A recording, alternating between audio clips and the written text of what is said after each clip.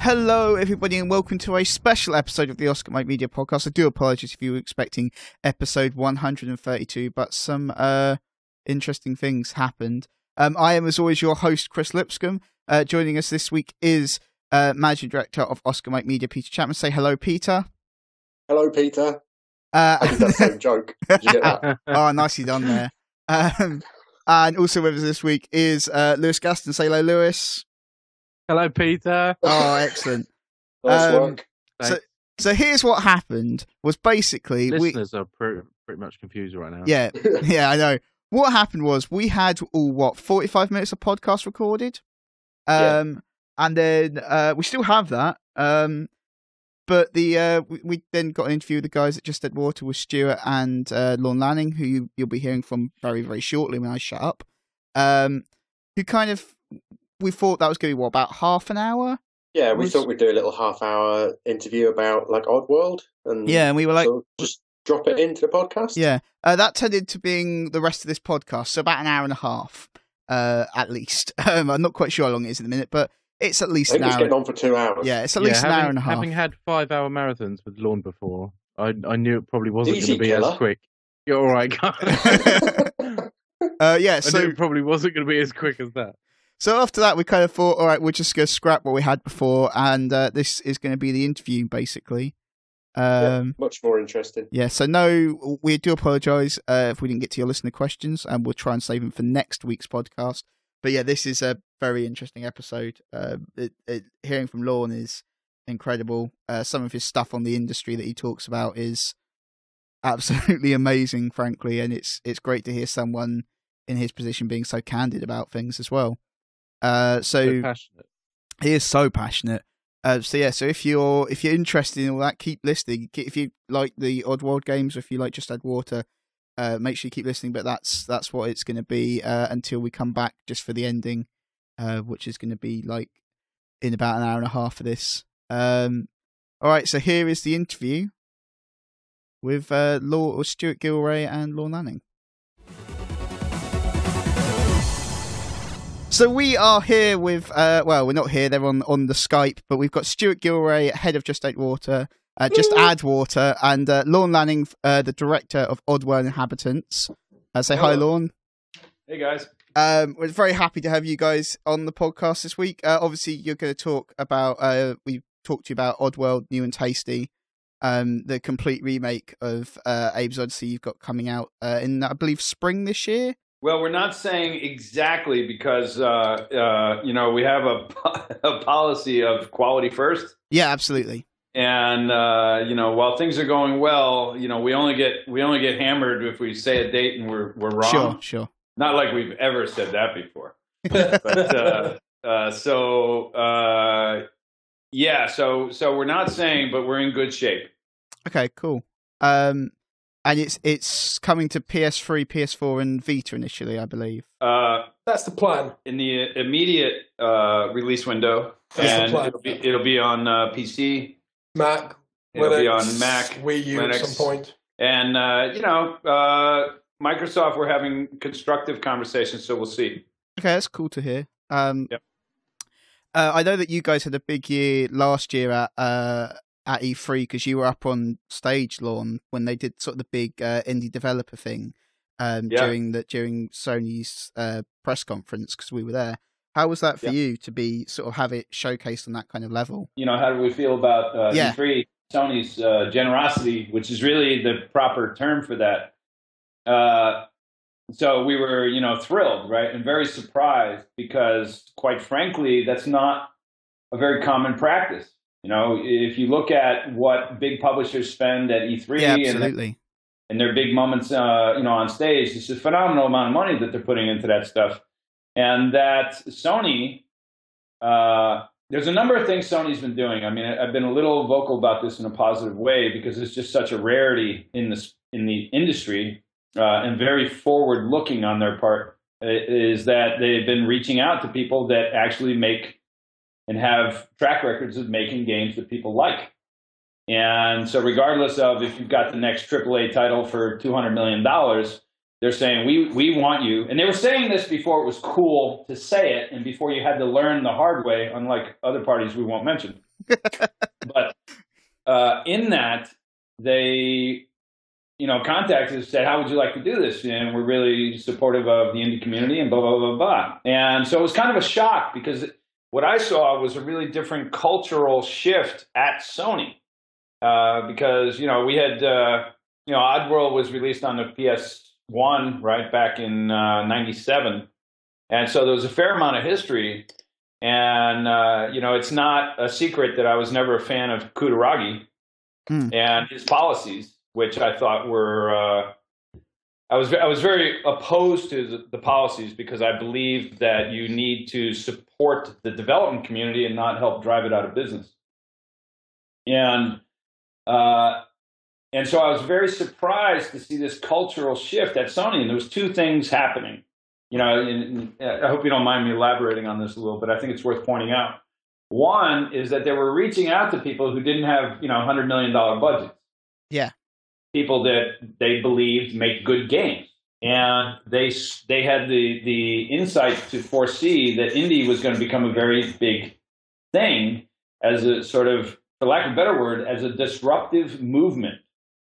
And, we found ourselves in that space sort of out of inevitability because we just didn't like the way the AAA publisher game was being played. And so that's what led us into the self-financed indie space.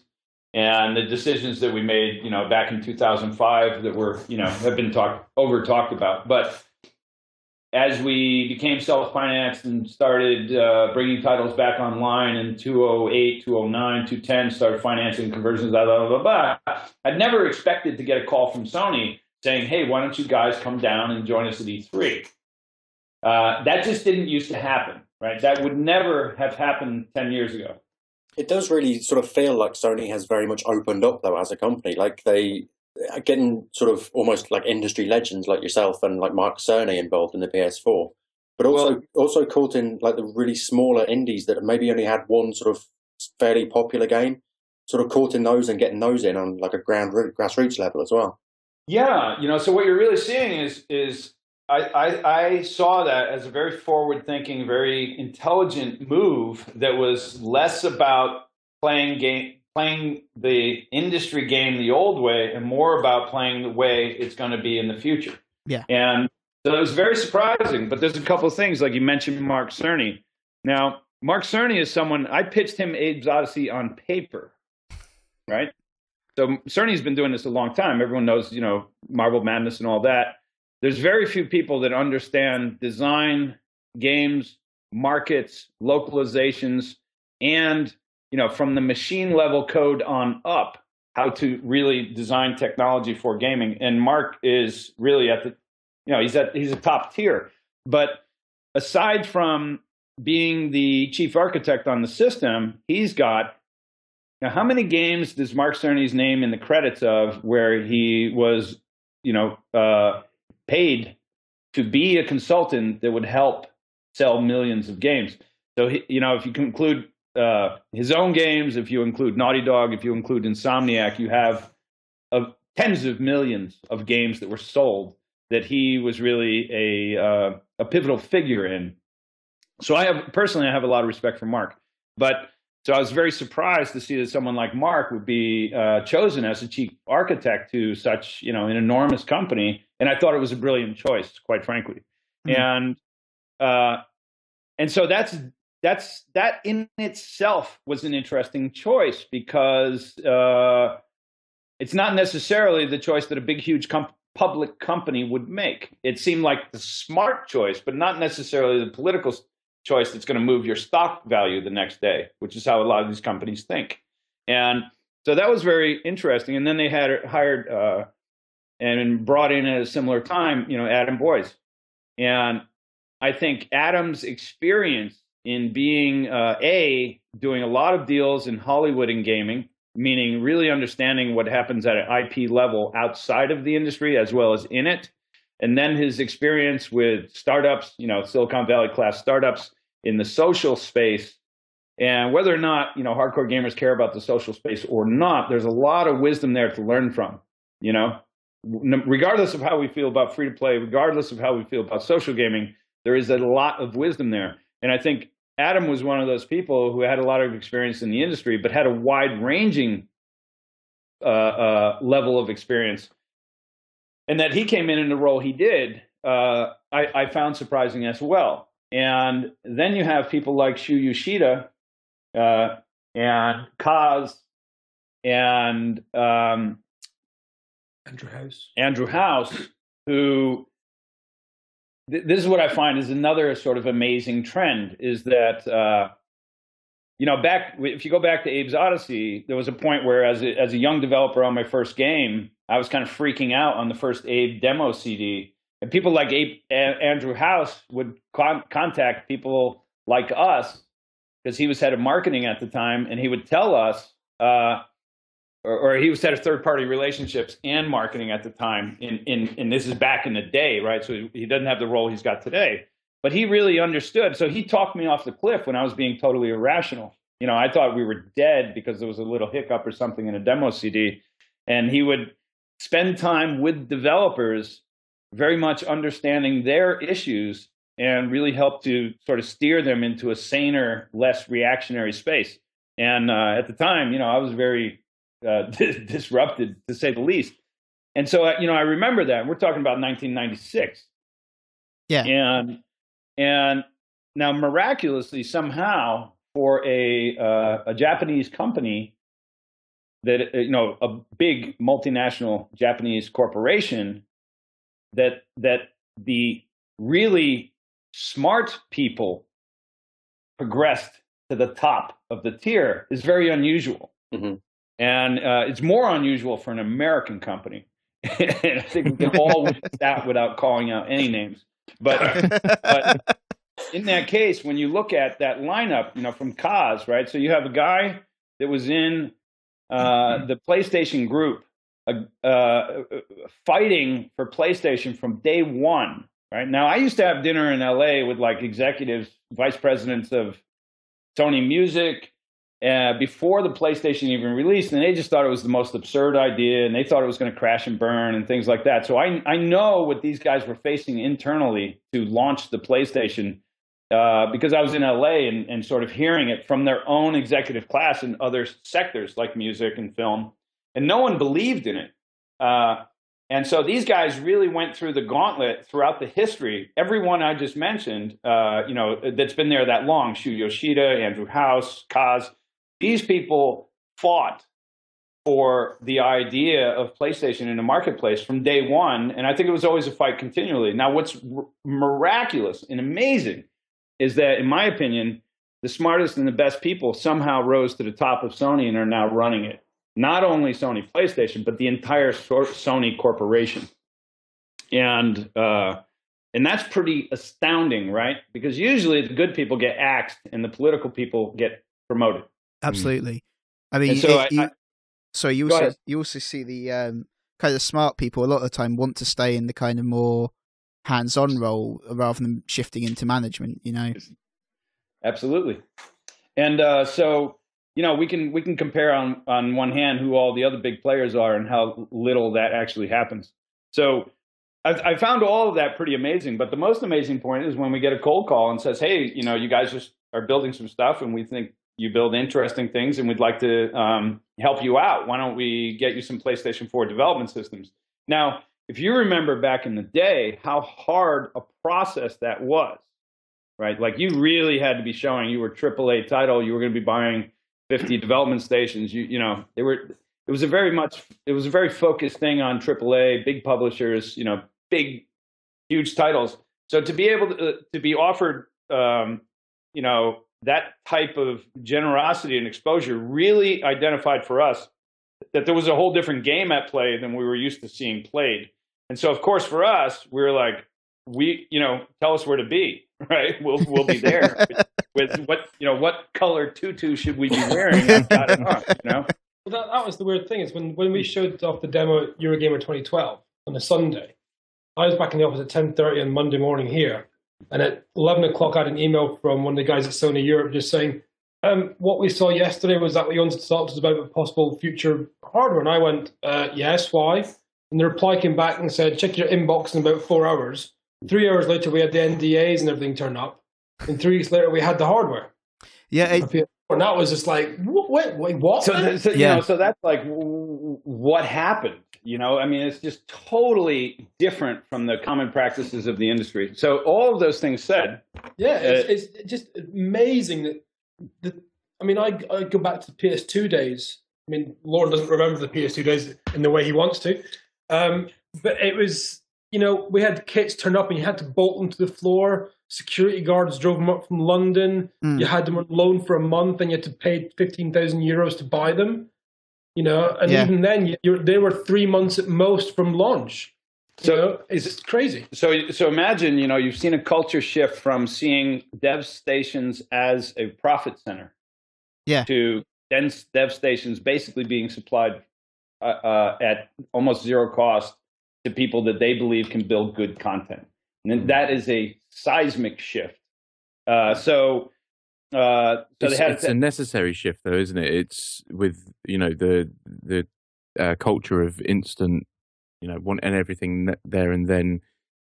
The ability to have a AAA game downloadable isn't feasible because obviously the file sizes and stuff. So I think it speaks volumes for the legacy of Oddworld.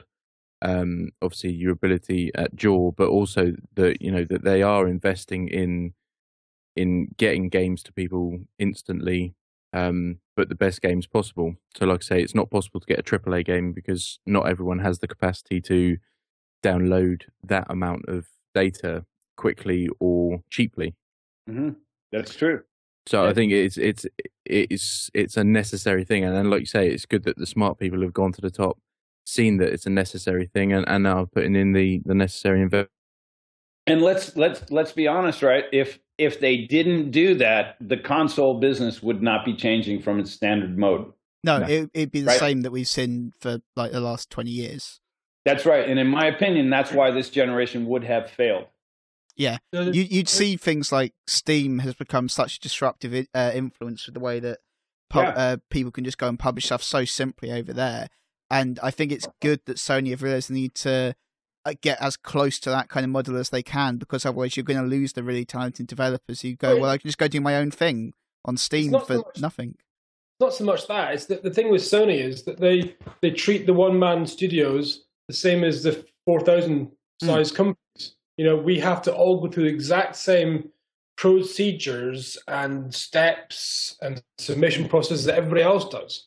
You know, there is no case of, you know, you're indies, you don't know how to do this stuff, so we'll handhold you through it. It's we do have to go through the same hoops. But it just so happens that Sony's hoops are, you know, a lot smaller. Yeah. You know, do they assist with that sort of stuff? Is that something that like Shahid Kamal would do? What? I was going to actually say that because, you know, the strategic content team that Shahid runs, it's he's basically doing. He's going to the guys who don't think they can work on PlayStation because it's quote unquote a console. So there must be these huge learning curves, blah blah blah. And he's basically showing people that that's not the case. You know, there's the procedures. We'll help you through the first time, or, you know, point in the right direction, and off you go. You know, and that's working very well. Another thing that Shahid's guys have done, which amazes me, is just the fact that he and, you know, even to some degree Yoshida now have been so public on Twitter and other social media interacting with the little guys. You know, I mean, the fact that, you know, Shu, when I actually tweeted him like 2 years ago, said we'd love to get on Sony Japan store, and at that point, Western developers and publishers couldn't be published in the Sony Japan area unless you had a physical office there. And he came back and said, well, I'm surprised you guys aren't on the Japanese store yet. And the next thing I know, I'm speaking to some of the guys up at Sony Japan about allowing us to have the ability to publish in Japan. And yeah, Abe Go and Abe 99, as it was called originally, Abe's Exodus, PS1 versions were re-released in November in the Japanese store. And that wouldn't have happened 3 years ago, never mind 5, 6, 10 years ago. And it's because of people like Shu opening up the communication channels to realize that in the West, there's games here that people in Japan like to play, but had no way to get hold of them because there wasn't that publishing model there before, and now there is. So the thing with Sony, even though they are effectively separate companies, they've now properly turned into a proper global business and know that, and are reaching out globally to help developers and publishers around the world to be on the network. And ultimately, that kind of facilitation and that sort of nurturing of creativity, it sort of filters down and it makes the whole scene better, and it makes the whole sort of industry better for us as consumers and customers. Yeah, absolutely. And, I mean, I was very non-critical of anyone after E3, right? No, you weren't this year. Right. But the point is that it, by being a little vocal and basically being sincere, it helped motivate other entities to do the right thing as well. And had Sony not led the field in that way and showed that not only can it be done, but this is how you're going to win, then that made all the other platforms sort of have to help catch up to that messaging. And as a result, we have a much richer industry. Now, the odd and interesting sort of psychology of it is that even though, Sony is not giving us money, right? We feel very generous for any exposure we can get because really we're just little guys. But you feel a great sense of responsibility to really have to come through with good content, because they did reach out to you. So, it's kind of like the parents put you through college and you feel like you really better do good now, because they're paying for an Ivy League or something. And so, I mean, personally, I really feel that. I really feel like there are people there that made decisions that were against the grain, that helped people like us and the other indie guys that were on the stage and more since then get exposure that we ourselves cannot afford. And that exposure is priceless. And so you have this different sense of sort of indebtedness, even though they're not paying you, right? Yeah. And that is the real winning chemistry of the 21st century, because when you feel like you're a slave, you know what? You might just do what I did in 2005 and tell the assholes to go fuck themselves, right? Yeah. Well, it's about breeding loyalty, isn't it? It's exactly. And there is a great loyalty with consumers and customers recently with PlayStation brand, but it seems like they're sort of breeding loyalty with their developers as well and those kind of partners. Now, how priceless is that, right? Yeah. And so, or you can always feel like you're being nickeled and dimed and having to compete with the most successful, largest ones, and you can't. So I think it was very forward thinking. I think we're really grateful for it. I think it's making the industry a better place by the example that they set, and it's making all the players, the big boys, have to pay attention to more factors than they wanted to, and as a result, they will do better. So that's why I felt like being a little vocal was better for everyone, even if people didn't necessarily like it at the time. And I think that has turned out to be true. We see a lot of reversals of policies. We see a lot of changes in practices that even though people feel that they had to do that to stay competitive, well, whatever the motivation that led you in the right direction that's better for your users and for your corporation is probably a better direction overall, regardless of how you got there. But and so that's why we've tried to stay positively constructive, in the whole process, because once I understood personally what Sony was doing, I understood what other companies would have to do. So it wasn't like, I'm psychic at a crystal ball, right? It's pretty, if you understand the lay of the land, you can see where that train is heading, and you can see who's off the rails. And so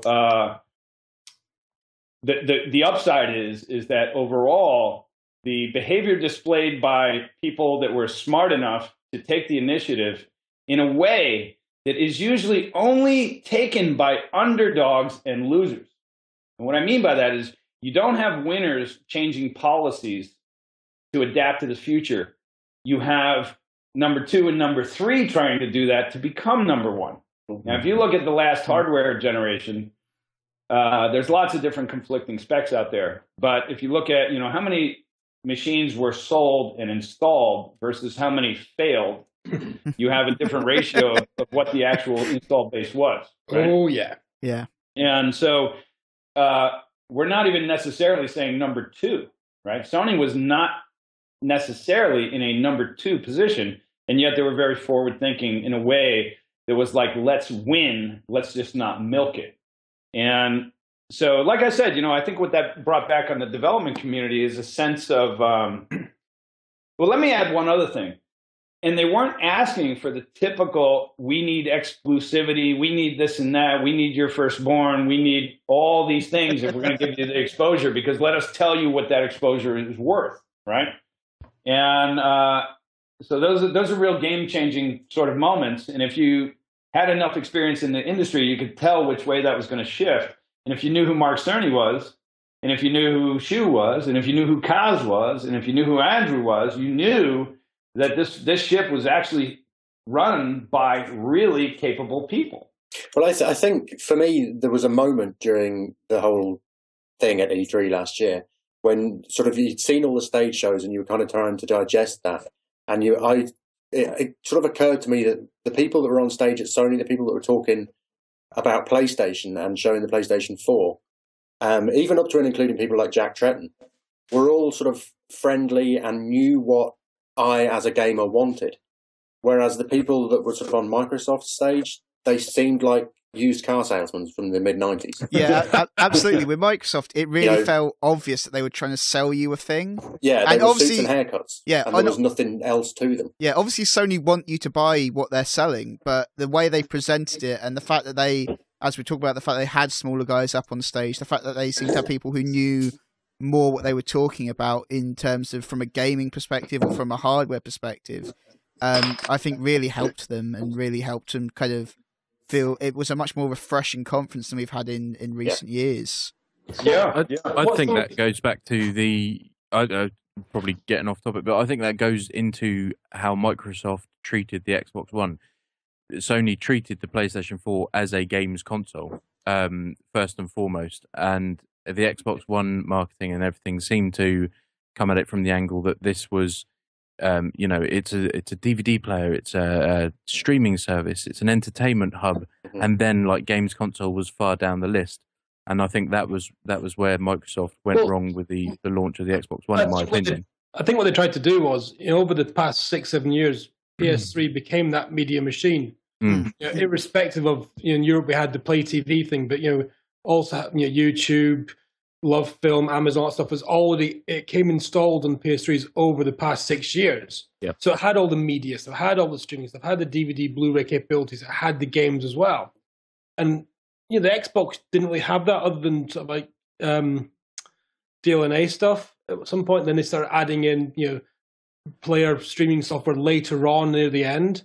And it's almost like they thought, out the gate, we're going to be the media center with games on the side of it as well. Because that's what everybody wants. That's what happened with PlayStation 3. And they really milked that bit, didn't milk the gaming side at all. They even pushed the gaming side at the first launch. I think that was a sort of a strange approach, though, because at the time, all those things like YouTube and Netflix, and in America, Hulu, and like here, we'd have iPlayer. All those things, you assume they're going to be on any new thing that you plug into your TV. Yeah. They all became normal. So why are you wasting time standing on a stage talking about them? Yeah, exactly. Well, I think what we're really talking about is culture, right? And if you've watched Steve Ballmer's talks over the last 10 years, you know what the culture is, which is profit, profit, profit. That was his favorite mantra. And so as a culture, having been involved in the launch of the Xbox One, right? Like, ground zero. The original Xbox.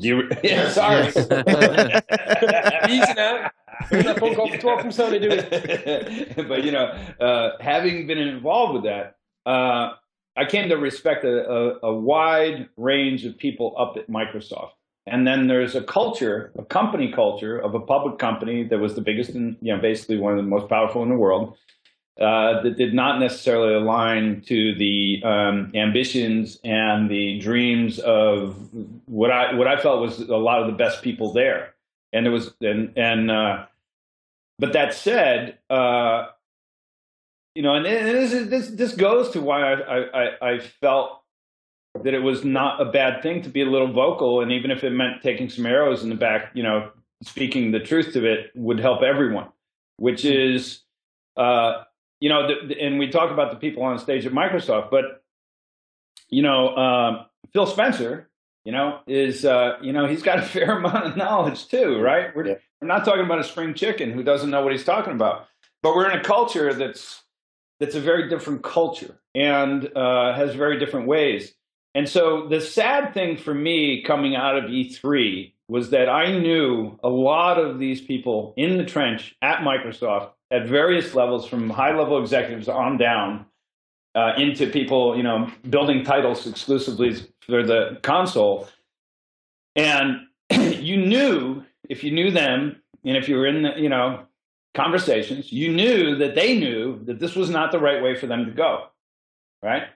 And then you had other people that were basically had the ears of, the top guy that I think now they're running Zynga, right? And no big surprise. I'm not a big fan because why should I be, right? And we're dealing with corporations that will tell, I think the last thing that let me. So the character that was in charge of the Xbox group, how brilliant was his moves going into E3? Mm. Not so fucking smart, was it? And, not really. Yeah, not really. So we're looking at what I think is you're looking at a real sorry, a real 20th century business model that is outdated for the 21st century. There's a great book. It's called Nudge. And it's about Web 3.0 type businesses. And it speaks to how it's about people building businesses on web platforms. And it's a very insightful book. And if you looked at what was going on, and let's just take Microsoft as an example, there's a lot of people that understand what they should do. And they weren't able to do it. And then they're answering to a personality that really has a different objective, that's thinking very much in the 20th century. Mm. And it's just outdated, and it blew back, right in his face. Well, the difference seems to be is Microsoft are sort of acting like almost like a huge movie studio would, whereas Sony seems to be acting more like YouTube, is just here are the tools to do it, go and do it. And Microsoft are going, no, we want this, it has to make this much money for it to be worth our time. Exactly. And so really that goes to forward thinking, right? And when you're a monopoly, you get entrenched. I mean, there's a pattern in capitalism that is basically when you become the monopoly or one of the duopoly, because you're allowed to have two that kill everyone else, right? And when you become that, you get entrenched in those practices, and it's very hard for, as I was saying, a culture to break out of those practices. Mm. And so you're bringing in silver bullets from other places that you think are going to solve your problem, and really, how often do they? Let's look at Yahoo right now. Like, really, where is that going to go? Yeah. Right. And but the point is that ultimately these corporations are populated with people that are making ends meet, that are feeding their kids, are sending them to school, and really want to do great work. And it's sad when you see that they're not able to do that because of a couple personalities that have a tremendous amount of power and get to make those calls. And so without getting into that too much, the forward thinking, again, was typically the behavior that's executed by a loser or a newcomer, like number 3 or number 4, really trying to become number 1 and really thinking hard about it. But it's not one who was arguably number 1, changing their ways to become a better number 1. That is not a typical pattern. And so, that was very surprising. But in all of that, where that led to, let's say in the case of Microsoft, is that, it led to a new division. It led to changes in policy. It led to bringing in someone who actually had a damn good understanding of design and development, Chris Charla, running the division. And regardless of where people may be entrenched, ideologically, that's all good, because ultimately, with that much money, with the money that Microsoft was going to sink into the Xbox One in marketing, in manufacturing, all the way across the board. You could not write them off. It's just a silly thing to do. And I would say right now it's silly to write off Nintendo as well, right? I think there's a lot of reasons that it's easy to speak to that at this moment, but don't write off Nintendo. We've said in the past on this podcast that it's Nintendo they've got a little bit of a hurdle at the minute. It's maybe a sticky patch, but they've got an awful lot of money and an awful lot of knowledge.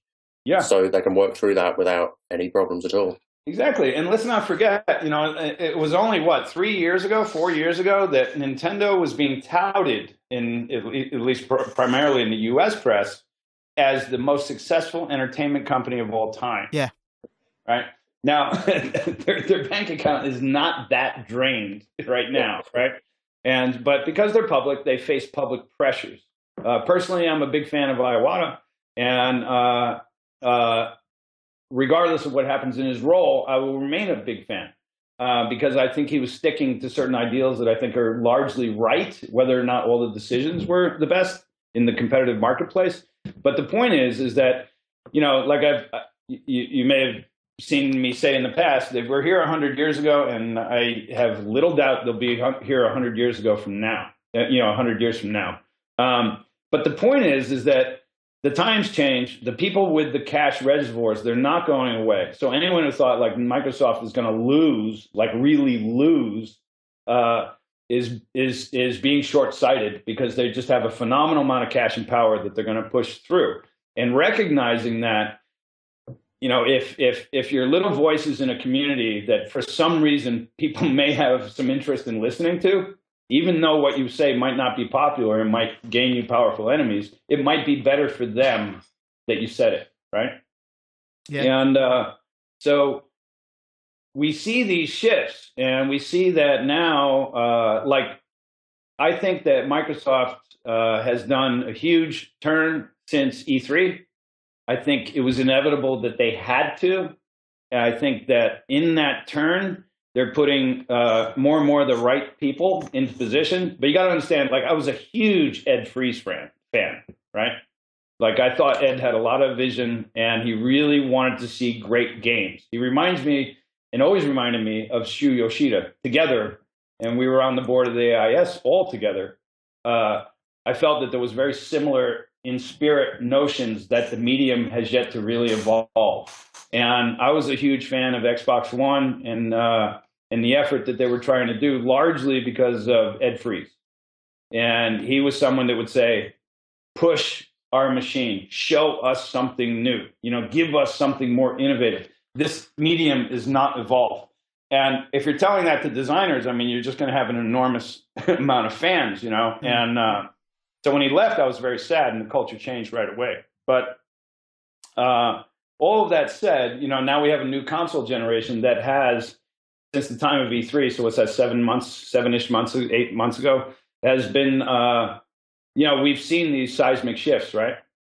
And as a result, we've also seen something that I believe, had Sony not led the way on this, we would not see the success of this generation that we have seen. And right now we're seeing the most successful generation so far of all time in new consoles, right? Mm-hmm. And that's Sony and Microsoft included. But someone had to lead the way. And quite frankly, personally, 18 months ago, I was betting that this was going to be the last real console generation and that it would not see the successes of the previous generation.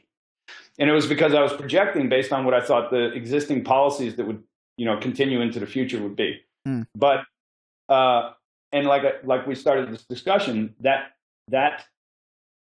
landscape changed very rapidly, and that made us start to look at it differently and start to become more supportive of it. And to be embraced by, these entities when really all you really are is talent.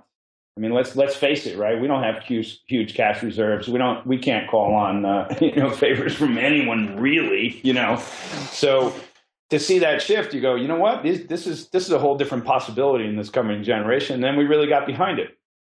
So I think from the development community, there's a lot of gratitude Right now, I even feel gratitude towards Microsoft because I feel like they are trying their best to do, to move an enormous ship in the right direction. And regardless, it's composed of a lot of quality people up there. And then even if you got a few bozos at the top, but and that's just life, right?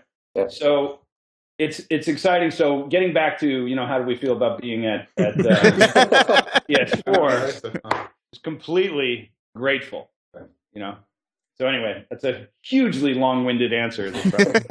Yes, I was going to say quickly though on that as well is that somebody at Sony Europe said to me about a year ago, said that the companies were now seeing publishing digitally only, like indies, who are in this mid-tier area between indie and AAA. Yeah.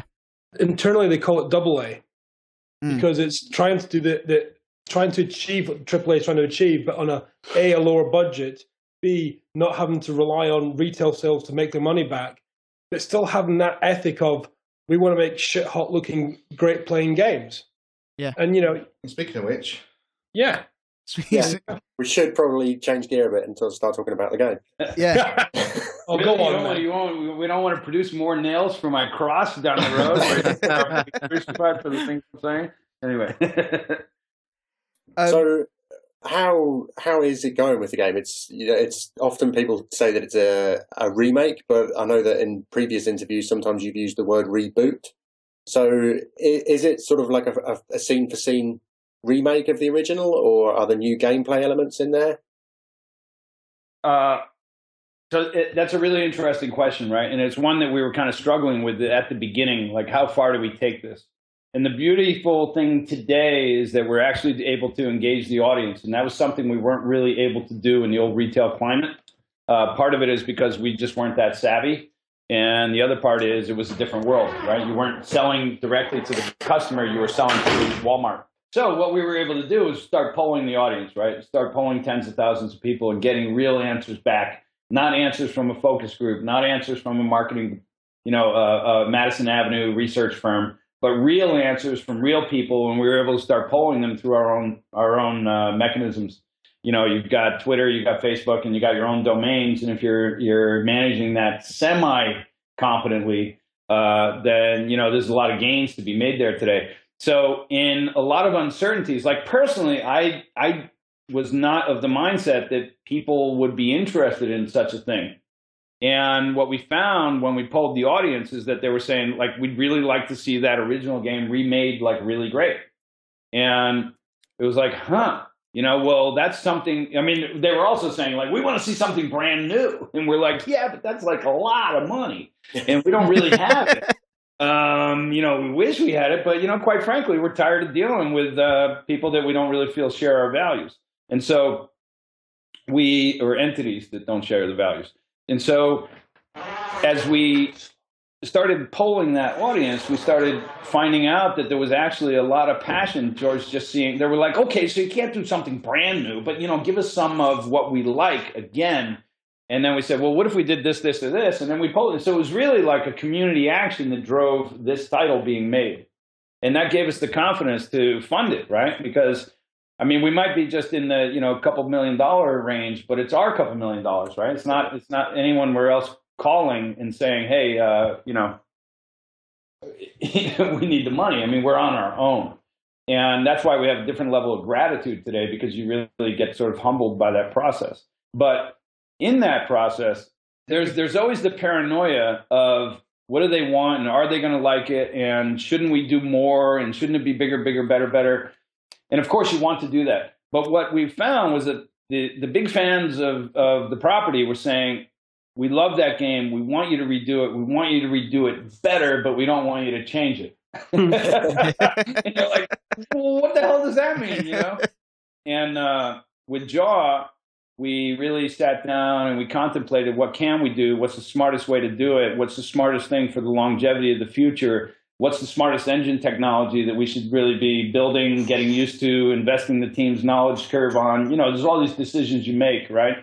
And in that, we came to, if we redid out Abe's Odyssey, if we did it on new technology, ultimately we settled on Unity.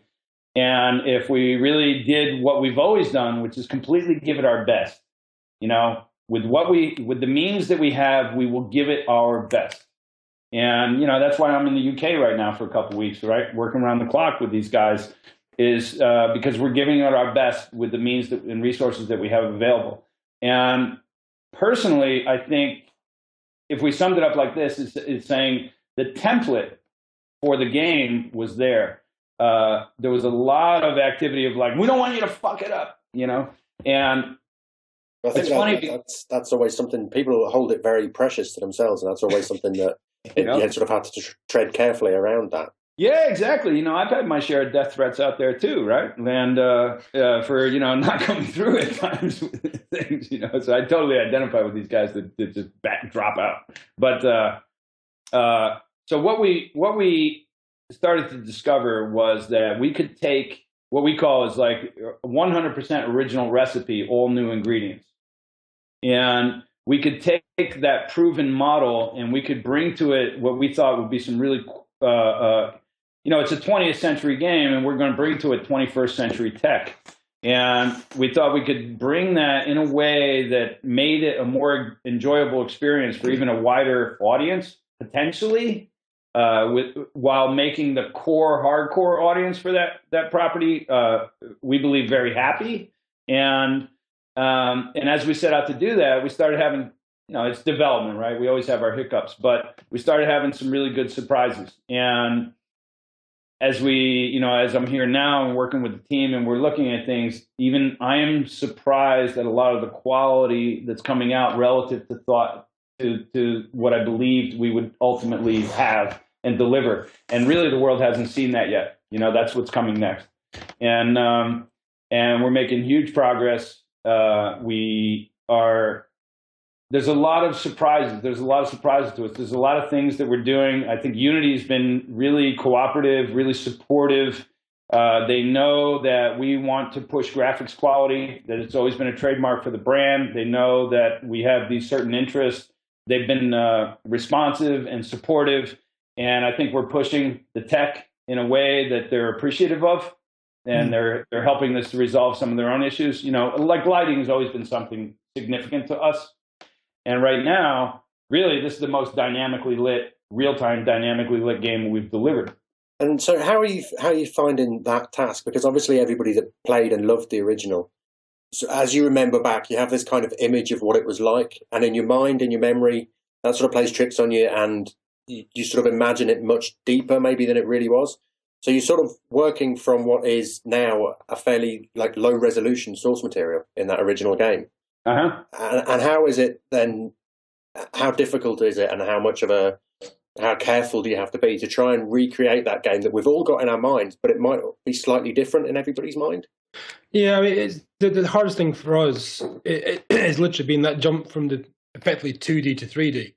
And that was what I always wanted to do. When I started talking to Lorne, probably 2010, about doing this project, and original, you know, discussion conference calls and things. He started taking my money in 2011 for the project. Yeah, whatever. But the thing about it was that I played the game back in '97 and the Exodus in '98, and the thing for me was the characterization was brilliant, the script was brilliant, the kind of game it was just fantastic, and the look of it was great. But what I wouldn't say felt let down by, but the thing I also thought could have been better through new technology was bringing those environments to life. So if you look back a little bit to Stranger's Wrath, the thing about Stranger's Wrath was it wasn't just the characters, that the world came to life as well. There's more things going on. So with New and Tasty, it's exactly the same thing. I wanted to make Scribania come to life, you know, Paramania come to life, have the trees, leaves, and everything moving on it and stuff, you know, birds flying in the background and things, just bringing it to life. The analogy I tend to use a lot on this one is comparing it to something completely different, which is Ridge Racer. You know, Ridge Racer is basically in some respects, a boring-ass track game. You just race around a track and loops, that's it. But what made it kind of unique at the time was you had airplanes flying overhead, you had diggers built and building sites and trucks driving past and stuff, and it gave the world life. And that was an analogy I gave to Lorne and Sherry at Oddworld, was to bring the 5 areas of, you know, Oddworld and Rupture Farms and Abe's Odyssey's environments to life. Make them a character as well now. And I think the art guys here for environment artists have done that with spades, frankly. You know, it's been, it's maybe 18 months since we saw gameplay at Eurogamer. Just under that, yeah. You know, and that's so he says. I'm agreeing with you. Yeah. And that was at that time that September, yeah, you're 15, 16 months. Seeing that gameplay on stage, it was striking how much sort of depth you had. Has it come along since then? Has it? Oh, well, first thing, we switched engines 3 months later. And actually, the room I'm sitting in right now, I called everybody together and just said, I want to change engines because I don't think the one we're using is going to work. And they all thought I was crazy and I was mad and I should go away and kill myself or something. And they were right. They were right. But on the back of that, within 1 day, literally the entire team I'd said, let's just not make decisions. Let's everybody grab the latest version of Unity and play with it for 1 day. And the guy who put up the most fuss says, there's no way we're going to do this. It's never going to work. It's going to be terrible, blah, blah, blah. He was the first to come back to me 4 hours later the next day and just said, yeah, Unity. Because the tools and the environment to working with the Unity was fantastic. Tom. Yeah. Tom. Well done for guessing, guys. Well, how the fuck did you get that? Anyway, Tom came back to us and said, yeah, it's easier to use than the current tools we're using. The output was better. The perspective features when you were coming online for them were going to blow the previous engine we were using out the water. So effectively rebooted development in December 2012, you know, and that's been hard to do. You know, we kind of, in some respects, you're kind of putting 9 months worth of work under the carpet and saying, okay, we got the assets, but let's make the game again, which is what we did really, you know, and it's been 17 months since then, or 16 months since then. I think, 14 months since then. There's his math. I'm tired. It's 14. It's been a while. So it's 14 months since we did that reboot, effectively, and it's all come together. And it is coming together really quickly now. We're getting to the end. Everything's starting to, pieces are beginning to be finished, and we plug it into the game, and you go, okay, that works. And this past week, we've done some full screen effects, and it's just like, oh crap! Yeah, it starts to really look nice and really. I mean, you know, last week we released some screenshots. This week, there's things we've added to the game which kind of amp those up 100% almost, and I'm proud of the team beyond belief, you know, and I think they've done amazingly well with it, and I hope you guys do too when the game's finished and released. So obviously you said earlier that you're not going to give us a more precise release date, but when will you be able to tell us when we'll be able to see some of the gameplay stuff? That's a good question. I think soon. I think there's a big event coming up in San Francisco, maybe around then. Thank you. Soon. Soon. But it's become like a tradition of every time we talk to Lord, he drops something that he's not supposed to say. Yeah, I know. Sorry. When the call finishes, a bag going over his head, so it's fine. Someone's standing behind the chair with a ripcord. But you know, for myself, it was. My origin was visual effects and art and painting, right? Photorealism. And I always wanted, the reason I chose to have Abe's Odyssey as a flip screen game platformer in the beginning was to differentiate from the herd that was all running towards real-time 3D. But you know, I had come out of Rhythm and Hues, you know, Hollywood Academy Award-winning filmmaking studio, and at the same time, we had come out of aerospace with, you know, $14 million flight simulators back in 1989, right? So I saw what I believed the future was. And while everyone was getting really excited about what I call low poly land, you know, which was like PS1 grade real-time 3D graphics, it wasn't going to achieve the fidelity that I was looking for. And my partner, Sherry McKenna, kind of freaked out when I said, no, we're going to do a flip screen game like Flashback, you know, and it's kind of in 2D. And we're just building all the assets in 3D in Alias at close to film res. And then we'll play them back at these half NTSC, you know, scaled up bitmaps. And she was like, what? But the reason to do that was to differentiate.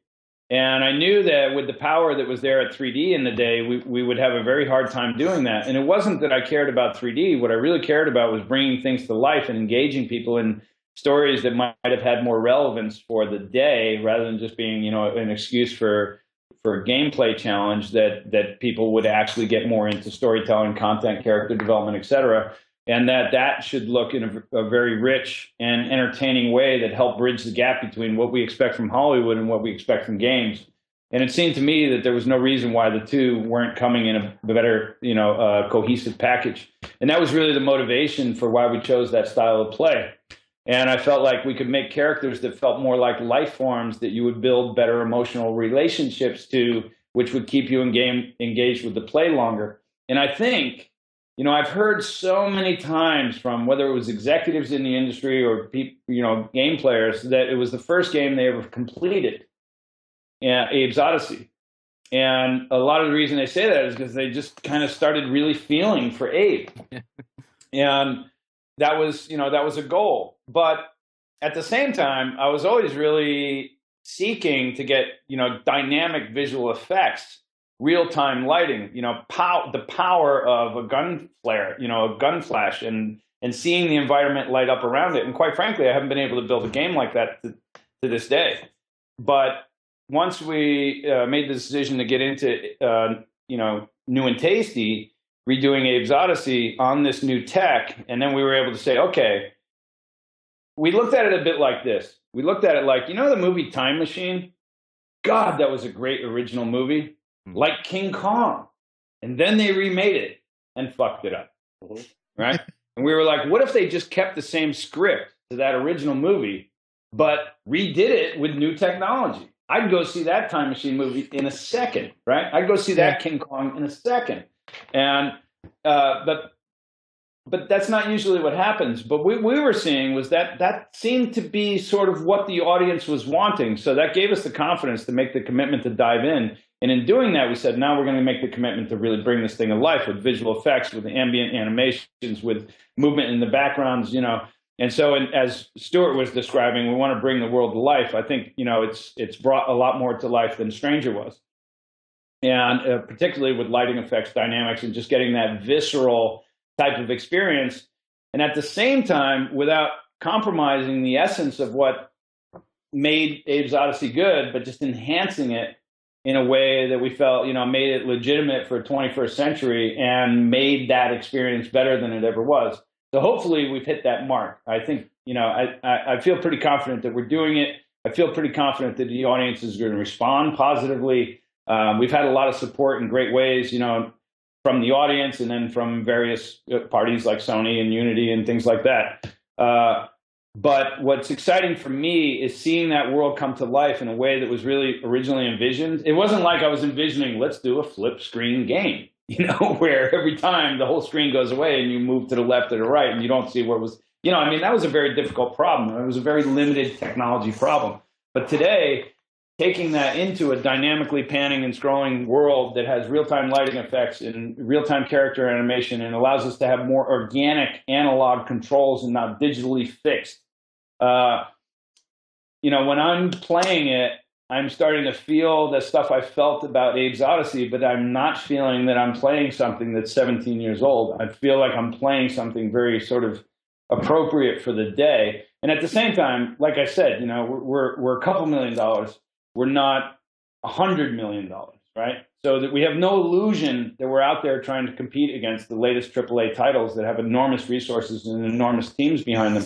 This is really a pretty intimate, you know, effort on a very modest budget. Do you ever see yourself sort of trying to make those $100 million games, or are you happy enough making the smaller? Well, experience? I think there's different. Right now, I'm a lot happier making the smaller experience. You know, I hope to have more news this year that speaks to that in greater ways. But I'm a lot happier doing it because I never felt comfortable having to get on stage and having to basically say, our title's so, this is a between the lines, but our title's so great, this big public company's stock value is going to go up next year. Yeah. And that's the position a lot of people are in when, you know, if you're getting $100 million to $300 million for a game, that is exactly what you need to be saying. But that's not why I got into games. I got into games because I thought it was a medium that could evolve and make great experiences for people and widen the idea of what is a game, widen the idea of who should be playing games, right?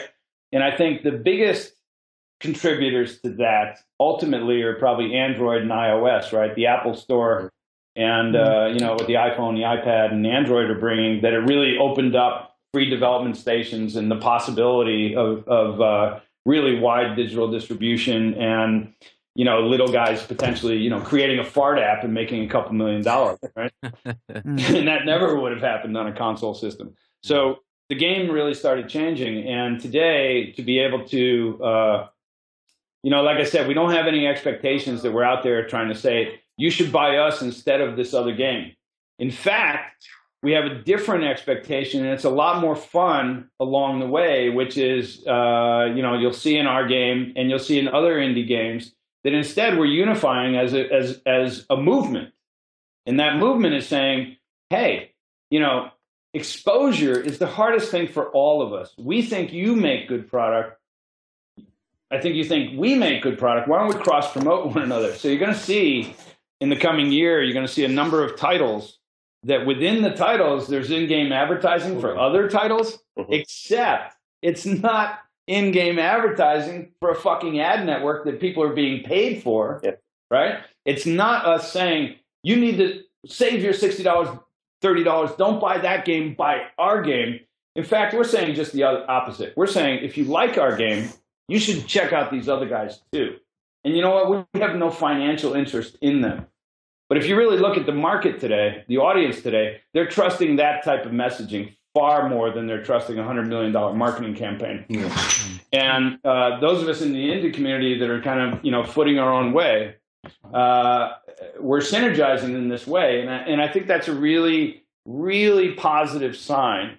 And it gives me more encouragement that I'm trying to figure out how to build smaller games so I can have more creative freedom and take more risks rather than have to figure out, how to have the big AAA game that the big public company wants to back and then is going to say, to their shareholders, this is the one that's going to make us $250 million next year at least.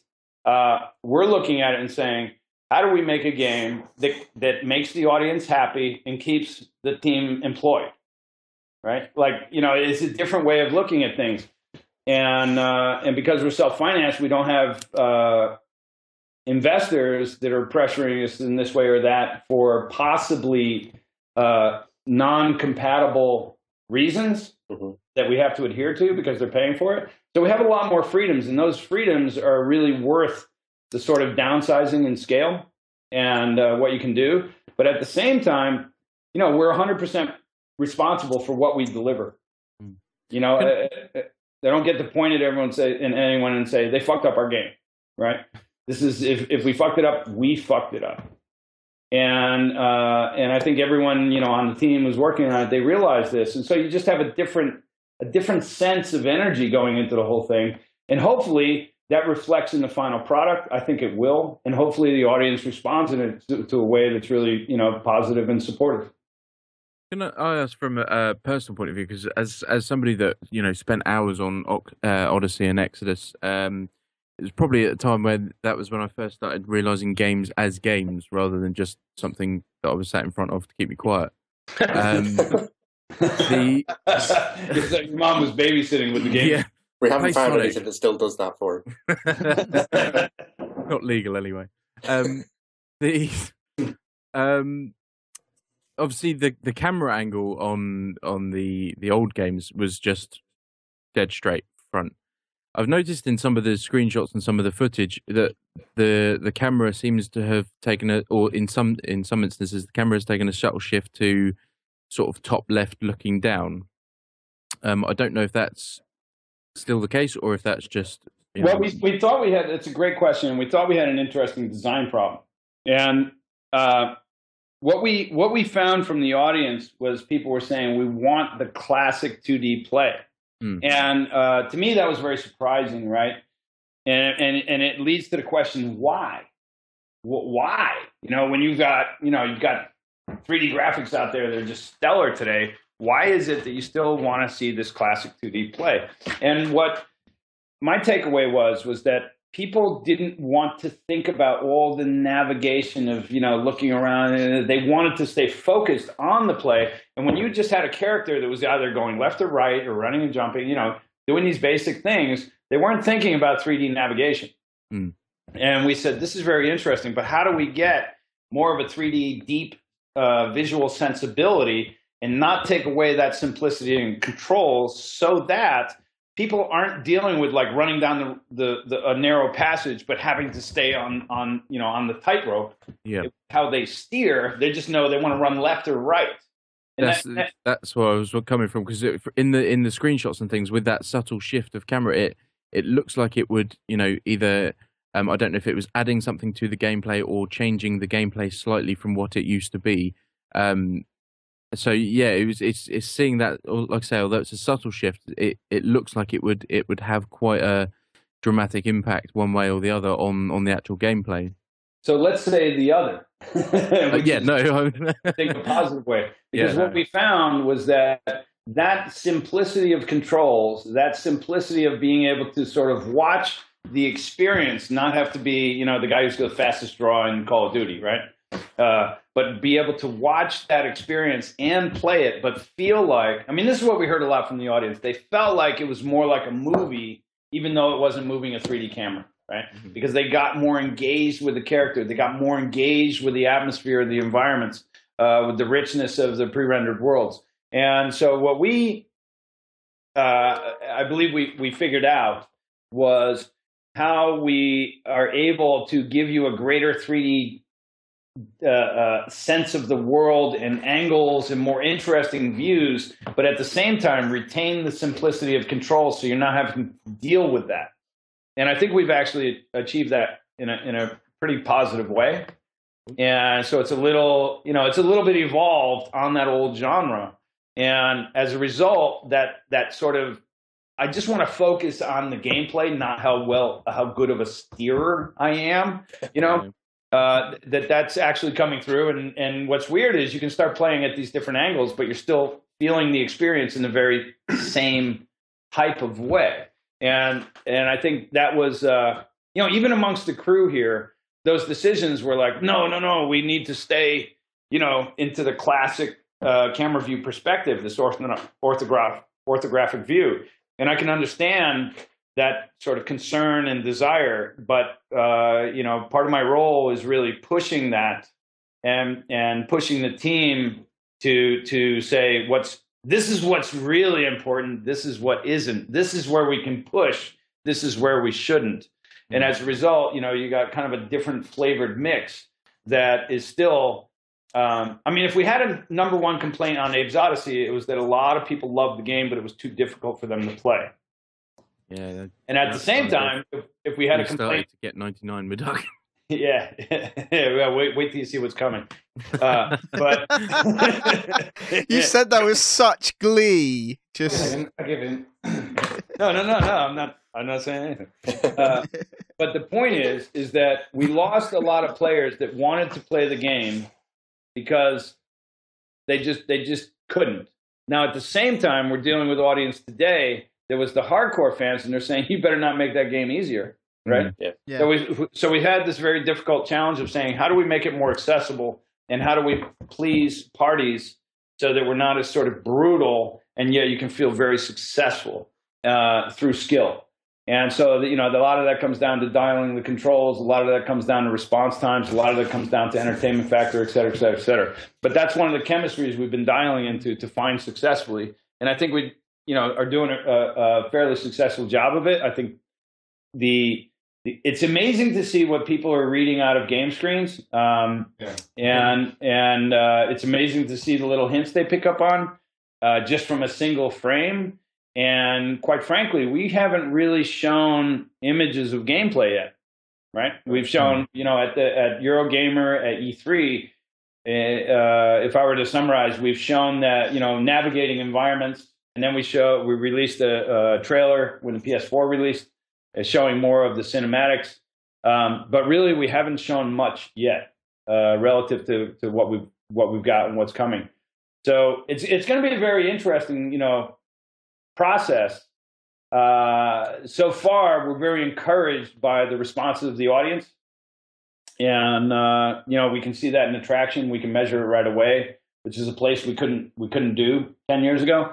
Mm-hmm. But we're feeling pretty confident that we're making the right decisions, that the audience is going to respond to well. But you asked a question originally, which was about the assets and stuff. And let me just say that originally all of those assets were built in Alias at a near Toy Story 1 quality, the movie, right? So they were built at a high resolution for the day, fairly high resolution. It could be rendered at higher resolutions. And they were much higher resolution than what wound up in the game. And that was part of our model, was saving those assets and waiting for days when the whole universe of Oddworld would have a nice library of assets to pull from, and we could make richer and richer experiences, hopefully at reasonable costs. But what that gave us on this game was, if you think about it, if you look at the original Abe's Odyssey, we had about $3 million in 3D assets that a lot of time and care had been put into. And of course, they were not compatible with today's technology, but just having those assets, the high resolution texture maps, the perfect 3D models to then replicate and redo, even at the animation level, that enabled us to amortize a few $1 million of effort into this project that we didn't really have to cough up the cash for right now. So what we paid on this versus what it should cost is really in two different realms entirely. And a lot of that went to the forward thinking that we had from day one. So while we were able to use all those assets as templates to build new stuff from, we didn't. So there's more money, there's more value in the game than we could afford today. Yeah. And we think that'll show. We think that'll come across. We think people will agree. But ultimately, the audience is going to decide, right? Yeah. Yeah, absolutely. And I was going to respond to something Lewis said about the camera itself and the angles. The question kind of implied that you think maybe in some cases that camera's fixed at those angles. One thing we've been superly keen to do is have a really dynamic camera. Right. So, you could, in some of the frames you've seen, the camera's at an angle, but you can maybe run 5 seconds and the camera's at a different angle, a different zoom, different pan, whatever. So that camera is completely dynamic and moves constantly. There's some areas of the game you're running through and Abe takes up, 2/3 of the screen almost. Yeah. And then you run half a screen, a meter or so, well, not meter, but, 5-6 screens worth of original game, and he's back to being like an inch on the screen. Yeah. So that is completely... That adds so much to the game itself in terms of depth and being able to see that world moving around and what have you. It's to quote Lawrence, somebody said to me last summer, it's a cinematic experience now, even more so than it was then. For sure. And I hate to be the negative one that sits in the corner, but I did wonder the other day from your point of view, have you, with the release of the remake of Flashback and the remake of Strider, which perhaps haven't lived up to fans' expectations, have you sort of felt an extra pressure or people's opinions change based on those reboots and remakes that aren't living up to those? I've played both of those now, and actually, ironically, I never finished Flashback on the ST back in the day, but I finished it on the PS3. Much to my shock at how short it was. And also how, I'm not going to diss them, but it's not the remake I would have done for Flashback. There's so many things that could have improved upon and done, even crazy little silly things. And when you push up near a ledge to go up, he almost tippy toes to that and crawls or creeps to that position to jump up the way. Things that we've done, for example, is if you're not exactly underneath the edge of the platform, you jump up. Abel leans slightly as he jumps to reach it, Right. Little things like that. So we've kind of... I see the problems and why they've had those problems in the remake those guys have done, especially with Flashback, and I think we've avoided those ourselves by the choices we made at day one, by realizing that yes, it is 3D assets, yes, it is a 3D world, but in a 2D gameplay, we've kind of realized that, as Lorne said, we are using 21st century technology. Even though I think it was Unreal that powered Flashback, they've kind of stuck to the original 1991 gameplay mechanic almost right. Exactly in some cases, which is like, really? You got new. It's almost like they've taken original game, put a new renderer on it. End of story. We've not done that. We've kind of gone further. And in terms of Strider, people in the office don't really like it. I think it's really good, but only because it is a homage to 1983 original arcade game. You know?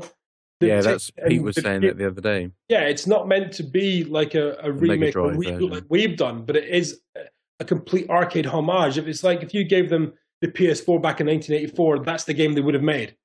You know, the same aesthetics and the same plan and design and stuff. It's the same decision they would have made, I think. You know, I mean, speaking for myself, you know, you can tell by the products I've designed that I was really paying attention to the rest of the marketplace, right? No. You know. And but the reason is that I just always saw the industry and audience slightly differently. But you know, I was a hardcore gamer before the NES was out because I had I was playing arcade machines. I had a paper route and I got paid in quarters, and most of them went into pinball machines and shit like that. And those three initials on the screen were golden, man. Right? If you could get them up there on your leaderboard at the arcade, you were golden.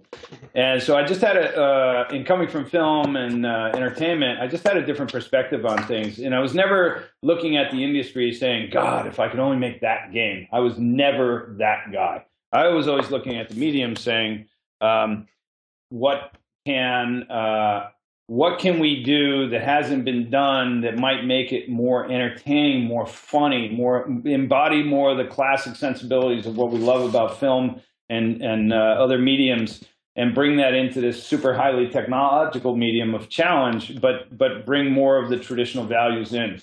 And so if you look at our games over the years, you know, you don't see clones, you know, and you saw attempts at trying to be innovative even when we were being retro. Abe's Odyssey being the perfect example, right? If I was out there saying, hey, I want to finance why don't you pay me to finance a platforming game in the new 3D technology that's coming out, and we're going to do it in bitmaps, you know, no one was going to pay for that, right? But if I knew that if we could show them what it would be like, that people might get excited, and they did. And you know, if you look at Stranger, it's kind of like where does Oddworld find a place where it can hold up in an action environment, and you know, learn from things like the successes of Halos and things like that, but stay true to what we're about. And that meant a lot of innovation, you know, a lot of creative thinking and trying to solve problems. And so, as you mentioned, you know, Striker and Flashback. Flashback was clearly one of the games that inspired Abe's Odyssey, right? But like you say, with the flip screen and things like that, and yeah, but also, you know, when I played Flashback, it was one of those, like when I played Prince of Persia, I felt like I was controlling more of a character in a world than I felt with any other side scrollers or any other, the traditional games out there, or three-quarter down. I just felt like the attention to animation and stuff made me feel like I was more in control of a life form rather than just a vehicle for my challenge abilities, right? Yeah. And so as we were looking at New and Tasty, I wasn't really paying attention to remakes. I've heard all the bullshit from all the marketing departments and all the analytics, and and I watched them be wrong lots of times, right? We were having that conversation earlier, right? Lots of money doesn't mean you make the right decisions. And I mean, man, I've watched the best of them with the biggest budgets just blow it, completely blow it when they thought they were infallible. And so I've learned to take less and less credence from the analytics marketing department of their little tests that they did, and now they're convinced this or that will be a hit. And instead follow the gut of where you believe the industry is, where you believe the audience is, and where you really, as a creative, it's like music, right? If you think, if we can just make a song that works like that, we could have a big hit like Britney Spears. No one's buying that CD, right? But it's the kid or the girl or the band that says, man, we want to sing about this shit because we really care about it and we really believe in it. And this is just where our soul is at. They're the ones that are going to have that opportunity to really break out and develop a huge fan base. And I've always kind of looked at games like that. And so looking at New and Tasty, it was less about what other people were doing with redos. And instead, it was more about how do we not framework ourselves so that we're just a Me Too in that space? How do we show that redoing something can really have integrity and art, you know, the artistic merit. You know, if you look back at Abe's Odyssey and you look at what a lot of the reviews were and a lot of the people were saying in the day, I remember seeing a lot of every screen just had that artistic passion and detail in there, like someone really cared and brought a lot of love to this experience. You know, and I think that's the reason why we sold 4 million units, right? And I think it goes to it. And people recognize when creators put heart and soul into an effort. I believe that. And I don't give a shit what fucking company, without matter how much of a big budget they have on planet Earth, believes differently. I believe that, and I'll continue to believe that even if I die broke. Because I just don't want to be a part of that Me Too game where people have no heart and soul and they're only judging what they think other Me Toos are doing that's going to make them successful. But I believe a lot in the passion of creators and the possibility. And, you know, I'm just sort of born with that artistic spirit. So when we're looking at new and tasty, I didn't even look at Flashback. I didn't even look at Striker. I didn't care because I knew that's not where we were going. What I knew was we have to deliver this with the integrity and surprise so that when people pop it in, they know that these people really cared about making something really high quality, and whatever the budget they had to work with, whether it was $10 or 10 million, that they brought all that they could to the process. And I believe that when that happens by people who know what they're doing, that it shows. And if you can find a mechanism to get to the audience, then the audience will respond. You know, and then you need exposure, you need support from guys like you. You know, you need to do everything you can to sort of get the word out there. But at the end of the day, if it's not a great product, I mean, let's take one, you know, let's just take one on the chin for someone else, right? Like Battlefield 4, right? You got one of the greatest potential games out there. And instead, you got knuckleheads that think that they need to get that game out there to make sure that their shareholders don't drop their price value because they're going to be late, right? So they're more worried about their stock value than they are on delivering a good game. And if I were at DICE, I'd be wanting to slow my the point is this, you know, I mean, there's a lot of comments from me out there over the years, right? But you'll not find one that ever slammed the developer. Yeah. And the reason is because I absolutely identify with how hard it is to make games, how much passion people put into them that are trying to build good games, and how devastated they are when an executive class that doesn't really give a shit really spoils their effort. I've been there. I've seen it. I know how they feel. My heart breaks for them. I think they'll ultimately, you know, be fine because they are who they are and they've got an amazing product. But to see when that happens to you, man, you're devastated, you know, because you don't get a game like that without a lot of people really investing a ton of love and effort and belief and hours and sacrificing pieces of their life to make it happen. And then when it ships prematurely because of a business decision, a dumb business decision, that's devastating to the team. And so, like, you know, that's my real analogy there is that if I were on a team, I'd be devastated because you're that close to real, true greatness. And to have that cut short by such short-sighted vision is really traumatizing. You know, I mean, it's devastating. It kills the morale of a company. And, you know, when something's that close to awesomeness, you know, my heart breaks for them. And, you know, they'll recover, right? Oh, but that being said, that's why we're not saying dates, because we don't want to be pressured by a date that we keep missing. We want to be pressured by delivering a product that the audience is really happy with. You know? Yeah, I think as impatient as people might be for it, that's the right way to go about it, is just to say, well, the game will be done when it's done. Yeah, you know, and you know, that's a very vague answer, right? You know, but yeah, basically, I mean, I don't want to say it that way, but there's kind of a truth in that. You know, I mean, if it goes past summer, we'll shoot ourselves in the head. But you know, I don't think there's any danger of that, thankfully. Yeah, you know, I don't either. But you know, I've been late before.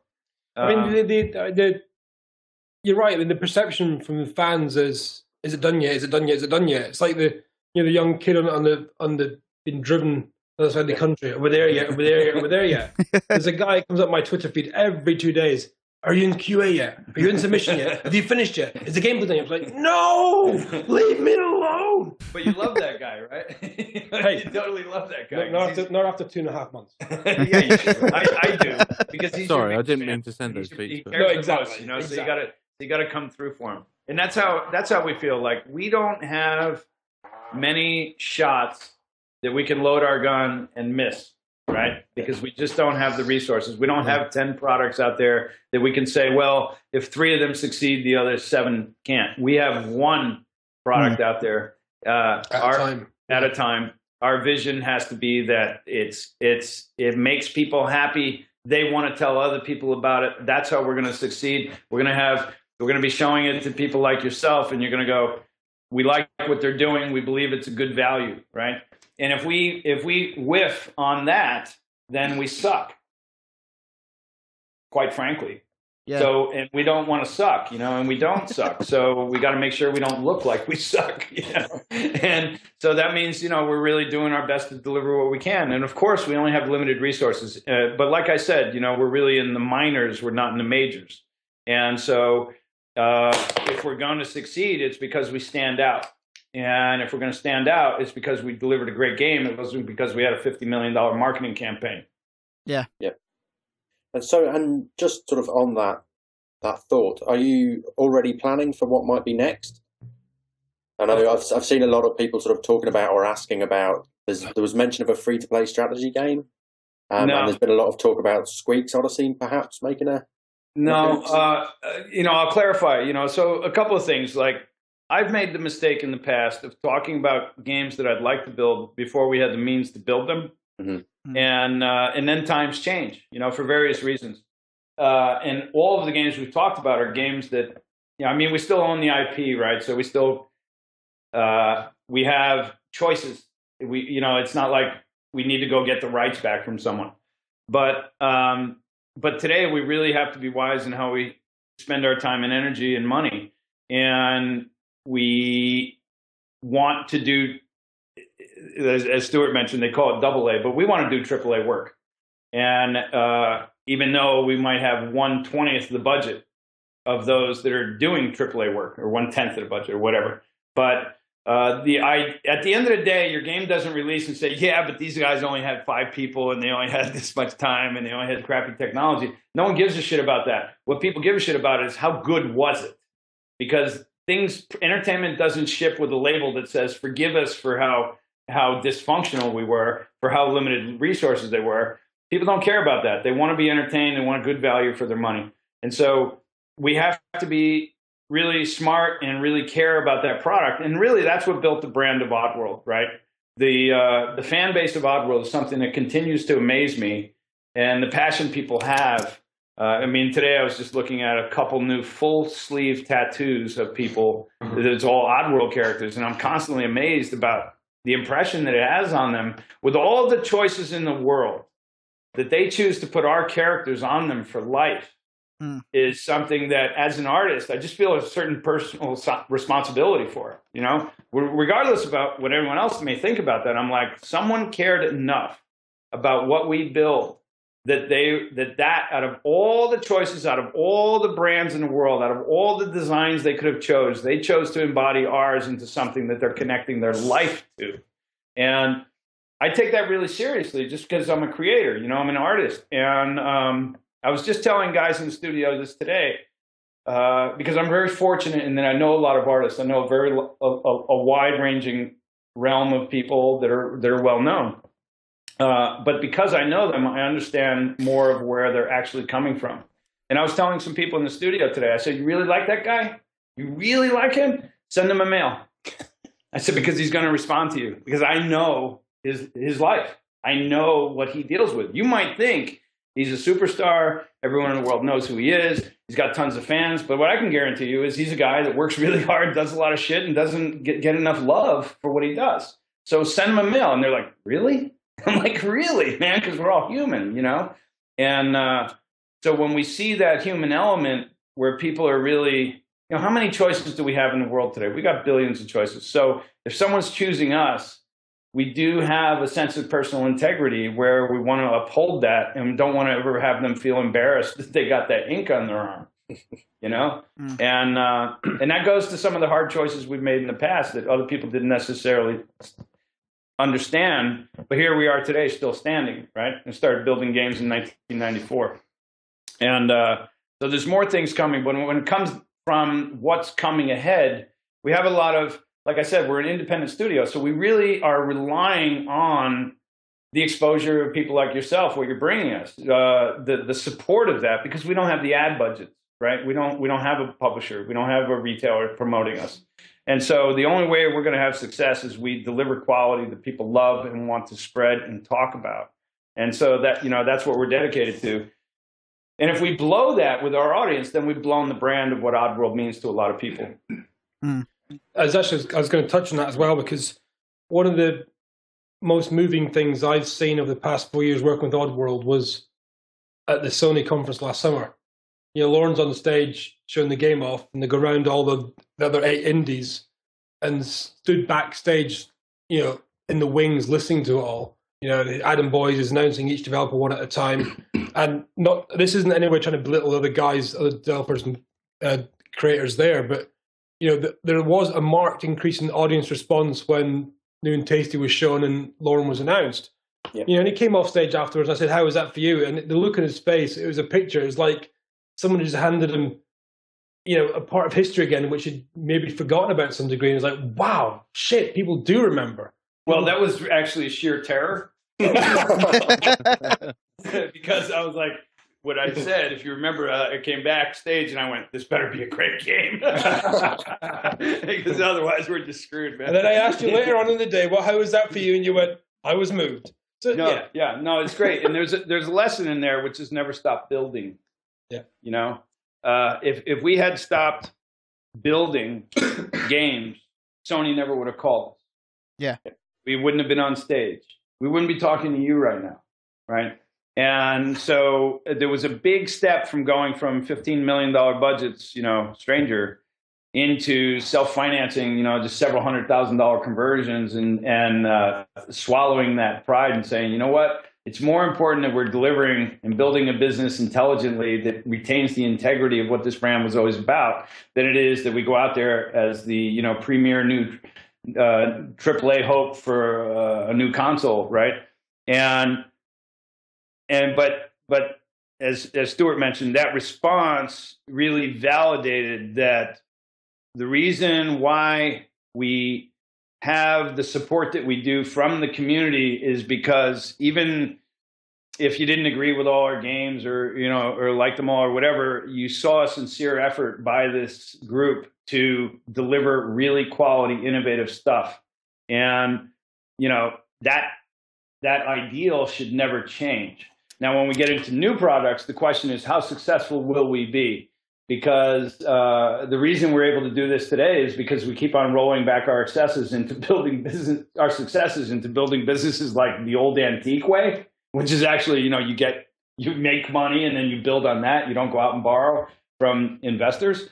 And, you know, that, you know, especially if you look at the Silicon Valley space, that's almost unheard of today. But, you know, so there's a lot of feeling of responsibility for the people who care that we don't let them down, you know, and if we let them down, I want to jump off the building, you know, no doubt, because any artist that you know, and this is what I try to tell people all the time and get them to understand, as a creator, as a designer, as an artist, the last thing you did represents your heart and soul. It represents your capacity. And so what they do, you know, it's different, right? If you're a banker, if you're an attorney, if you're a lot of different things, an executive, you know, there's a lot of ways that you can kind of hide. You know what I mean? You can have a lot of successes without really having been an entity that made those successes happen. But as an artist, as a person who deals in, whether you're music or an actor, your full vulnerability is visible to everyone because you did give it your best shot. And if it sucks, you know that's how you're going to be looked at. It's not like you can just say, well, the company fucked up. You know, I mean, you have this sense of personal integrity on the line. And as a creator, that's one of the, that's why actors really get up on the stage. They don't do it because they think they're going to get rich. They do it because they love to move an audience. And when they don't, they're devastated. And, I'm no different, right? So the process of why the brand's still alive, why we made the choices we did. We could have stuck a lot of money in our pockets at different times. Quite frankly, we never did. Even though, the characters up at what's that cartoon called? Penny Arcade. They've made some insulting things about me that just basically had zero basis in truth. The money hat, whatever that shit. We didn't take any money. We kept the studio alive. But no one cares about that stuff. That's just the drama. But the point is you feel this sense of vulnerability personally on the line. I've never lost that sense of vulnerability. I don't feel I've ever gotten arrogant, from the successes, because as an artist, you feel like, oh my God, we had that success. Now, how do we sustain it? How do we keep it up there? And, I think that's a lot of what drives. I mean, if you listen to people like Martha Graham, the founder of modern dance, she goes, that never-ending sense that nothing is ever complete and done right is what you live with as a good artist. Yeah. And I think that's true, and it was becoming very uncool to say you're making art in the game industry, right? Because everyone would like to get up on stage and say, we're not making art. This is a business. Well, you know what? We are. Yeah. Period. Right? And I love the idea that today, because we don't have to go through retailers, we don't have to go through publishers, that we can make experiences that we think people like, and we can find a way to get that to them ourselves with the support of networks, Steam, PSN, GOG, across the board. We're on close to a dozen globally in up to 22 different languages. But you still live with that never-ending sense of how do we keep the audience happy, and why are we doing this in the first place? So anyway, for whatever that's worth. Absolutely. So do you always feel like, no matter how successful you've been or how well loved your past experiences are, I think sort of all creative people kind of have that feeling that when they release something and people like it, they kind of feel like hooray, people really love my stuff, but the next thing I make might be shit. Do you still have that in spite of all the success that you've had? Absolutely. Absolutely. That's really crazy to hear, because it is, I mean... No, I mean, if you ask, if you were to take the people in the studio here offline, and you say, when Lorne comes in the studio, what's it like? I think what it's like is you got a guy who wants to make really great work and wants to help everyone else do the best that they can. And it's in the trench. If it takes 12, 14, 20 hours a day, 7 days a week, that's what it takes. I'm there with them. So there's no highbrow bullshit. I never liked that. I never liked that in other people that had successes. I feel like arrogance is a really easy place to fall into, as well as decadence. I've had my opportunities to do that even before I got into the game business. I'm really fortunate that I had some humble experiences at a fairly young but successful age. And, I feel really blessed to have had them, because I just don't care about that game anymore. The game I care about is building things that we feel good about, building what we can, being honest about it, not overselling it, being very direct with the audience. And when you feel the most vulnerable is when you feel like you have to represent something that's not 100% true.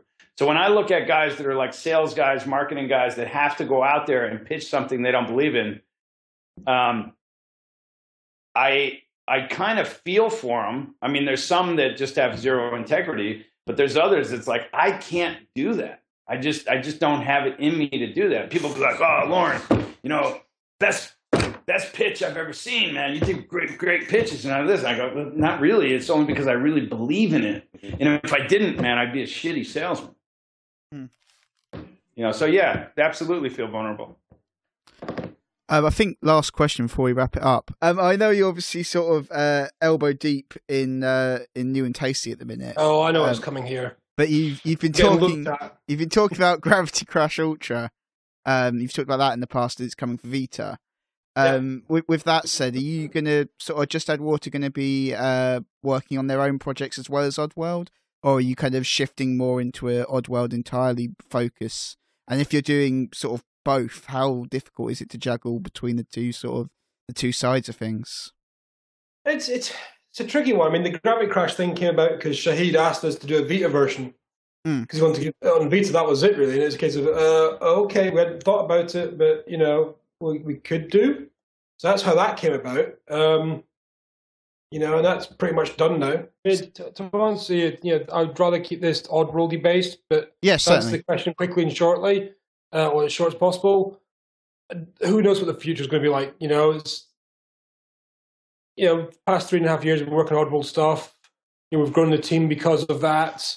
There's thoughts and discussions and plans for the future, so we'll see. But right now it's working on new and tasty, and that's it, really. Cool. Obviously, there's a reason we've been working together for 3 years. Hopefully we continue to have that success. But at the same time, unlike a big publisher, we're not trying, we want to be someone you want to work with. We don't want to be someone you've been locked up and have to work with. Yeah. And at the same time, we're self-financed. So with something as large as this effort, we need to see successes before we can really start heavily investing in the next ones. And if we're unable to, for whatever reasons, right? If we're unable to, we want Jaw to succeed because there's a whole group of really talented people here. And that's part of why it feels a lot like a lot of the qualities of the original Oddworld team. You had a lot of people. You had people putting in more work than, in many ways, the job is affording because of their own passion and desire to really deliver something special. But if for whatever reasons we're in a position where we can't really keep the studio going ourselves, we absolutely want to be as supportive as we can to keep the studio going, no matter what it has to do. So hopefully the successes keep on happening. Hopefully we're able to keep on building the businesses together. But at the same time, we want what's best for all parties involved.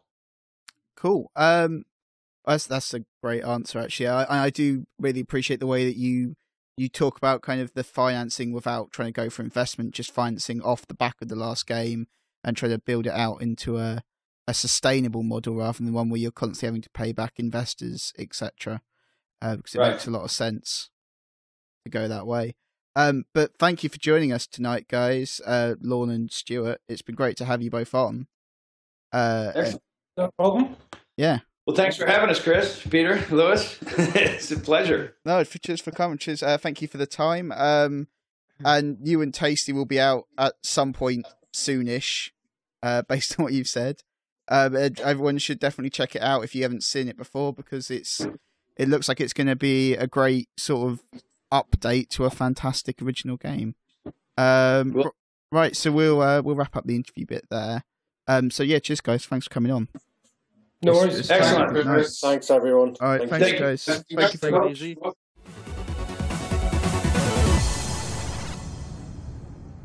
Yes, I think you all agree that was an absolutely fantastic interview. I hope you liked it. I hope you enjoyed it. I particularly liked my questions that I asked. You did ask a lot of questions. It was great. There was a point you asking questions. I was like, "Shut up, Peter! I've got a good question." It's just you can listen. I could listen to Lorne Lanning all day talk about anything, and just when he starts talking, it's so interesting. You just I just couldn't help it. Well, what I was saying at the start of the podcast about us going for half an hour. I asked that first question. I think the answer was about half an hour long. So, what was it like being on stage at Sony? Oh, it's just all right. Okay, still going. That led into a whole deep conversation about the strategies of launching a console from Microsoft to Sony. That was absolutely amazing. It was so cool. Right, so as always, thank you for listening. We were talking about this last week. If you want to share it around, make sure you review us on iTunes, tweet about how you like the podcast, share it on SoundCloud, whatever. Just go wild. If you want to get in touch with us on the podcast, you can email us at podcast@TheSixthAxis.com. You can tweet us at TSA Podcast. You can tweet just at water at JAWLTD or on Twitter. Lorne Lanning is Lorne_Lanning on Twitter. Does anyone know what Stewart's Twitter is? At Stewart STEWARTGILRAY. Yes, if you want to get in touch with those guys, you can in that way. We Tell them we sent you. Yes, tell them we sent you over. Ask them when Oddworld's coming out. Yeah. Yeah, definitely ask Stuart when Oddworld's going to come out. I think he made it very clear he wants those questions more. Thank you all for listening. We'll be back next week with probably a normal podcast because I don't think Lorne Lanning is going to be interviewed by us again. Yeah, just in case it'll probably be a normal podcast unless we get hijacked by another industry legend. Yeah, unless Lanning's like, I just want to hang with you guys again. But that's fine, Lorne. Fine. Yeah, just whatever. Just turn the microphones on and talk. Yeah. Don't even record it, just whatever, it's fine. I'm quite happy to talk to that man for 6 hours, regardless. If he can fit you in with his marathons with Lewis. Exactly. All right, thank you for listening. Say goodbye, everybody. Bye. Bye. Bye.